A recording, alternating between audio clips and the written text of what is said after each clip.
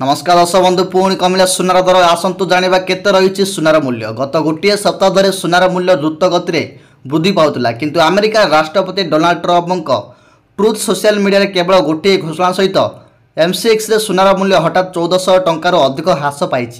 प्रकृत में ट्रम्प सुना को टारिफ रु दूरे रखा घोषणा करिसेंती। आज 10 ग्राम पिछा 24 कैरेट को अच्छी 1,01,400 टंका। गतकाली थिला 1,02,280 टंका, तेबे आज 880 टंका ह्रास पाई।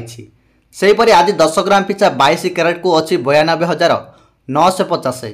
गतकाली थिला 93,750। गतकाली तुलन में आज होची 800 टंका कमिबाकू लागिची।